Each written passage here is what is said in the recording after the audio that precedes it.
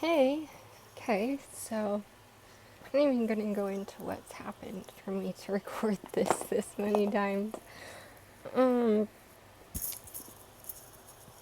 I haven't really made a video or anything like that in several years, so this is a little bit weird for me. You can probably hear my voice shake and hear how like awkward and uncomfortable I am. But this is actually something I've been wanting to do for several years, and I just haven't really got the courage to do it.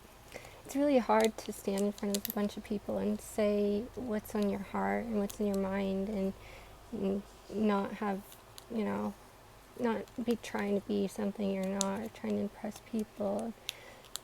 Like we're always, we we live in America. Look at our Facebooks and our Instagrams. It's all about visual gratification and look at what I'm doing right now. So it's really hard to get away from that. And I mean, I haven't really been active online for several years because I've been trying to find something inside, I guess. And, you know, I encourage you to go do that too. But I don't know, I guess I've wanted to kind of start a video diary of sorts and just kind of say what's on my mind because I think a lot of people have this idea of who I am and they don't really know me. I mean, very few people know me, and even fewer people really know who I am and not just things about me that I've done or gossip and rumors and stuff. And, you know, even fewer people know me when I was younger, when I was more myself. I've kind of made this shell image of this person that I wanted to be and that I wanted people to perceive me as, and I wasn't comfortable with myself. And I had a really hard time laughing at jokes and stuff because I was too worried about being weird or being different. And I'm just realizing, well, maybe a few years ago, but it's still hard to act on naturally for me. Like, I'm just really awkward, I guess. But I don't know. I mean, being cool isn't really cool, is it? I mean, it's being different, being comfortable with yourself, like that makes you actually cool, right? So, and then we got that over. I guess today I was thinking about words and the way words affect people, and I just wanted to throw this out there. So, um, words affect people way, way, way too much. What you say will affect someone, will make them act more likely than an action will. Like, if you call someone a bitch behind their back, whereas when you go up to them and give them a dirty look and maybe, do some, just, I forgot the word for it. You're just mean without being mean, without really saying it, but inferring, whatever. Um, I'm nervous. I don't know, words affect people way too much. And it sucks. I mean, we've all been on both ends of the telephone wire, and what people say, it really hurts, it really gets to you, it can make or break your day. I mean, and the thing is, like, words, they're the biggest way we communicate. I mean, that's how we say how we feel, how we are, who we are, what we want, what we don't want.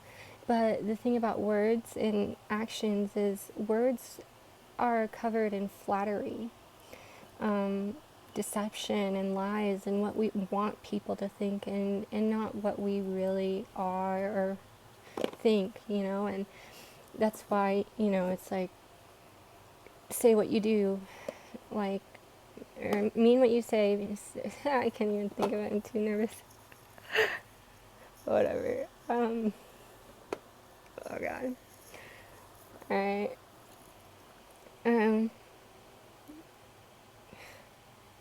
it just, it just sucks. I mean, you can say something that's really irrelevant towards someone or their life and just be kind of making a comment. Like the example I used earlier was like, for example, you're in a movie theater and someone stands up in front of you and kind of in your way and they walk away and you kind of say under your breath, oh, what a bitch, or how annoying, what the fuck.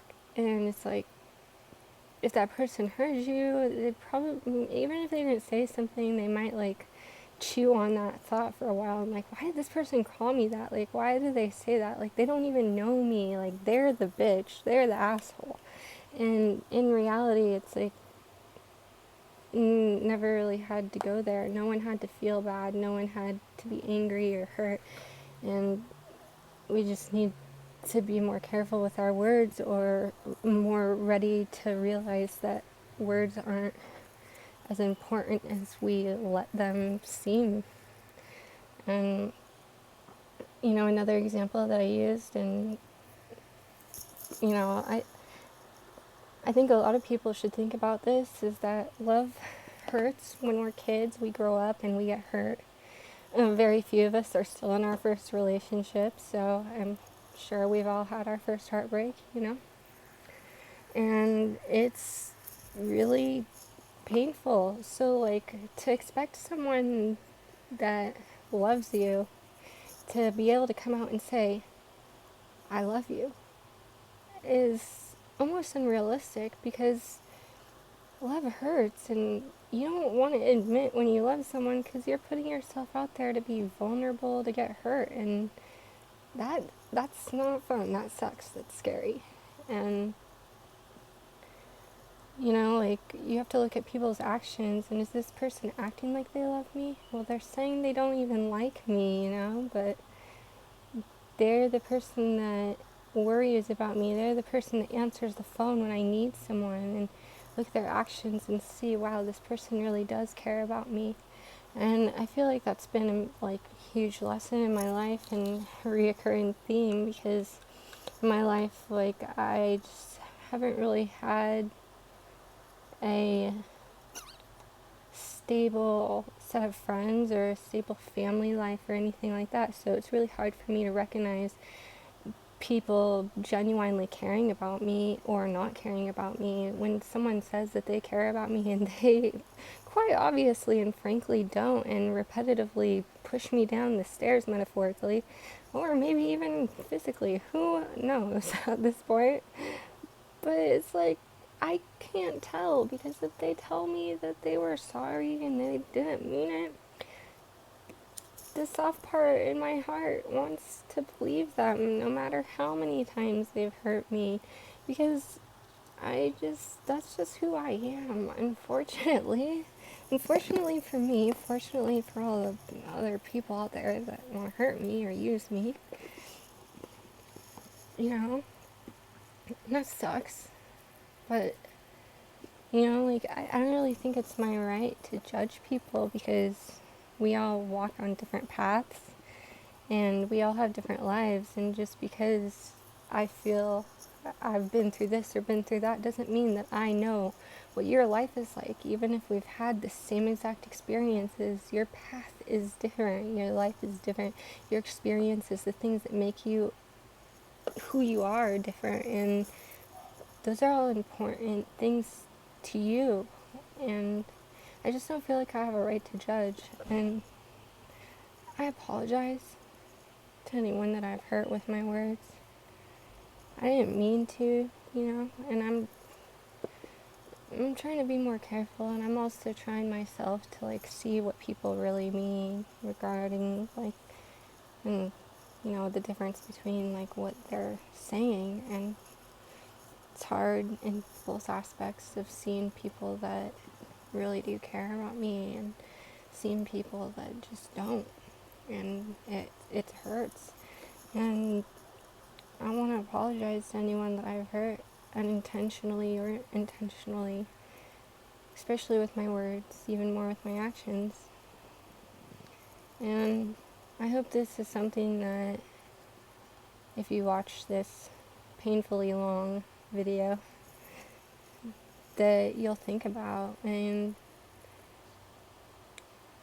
maybe change your actions, change your thoughts, and try to actually understand what's going on and not make assumptions based off of words or untrue words, and it's a two-way street, and actions are louder than words, and they should affect people less so, and it's not right the other way around, is it?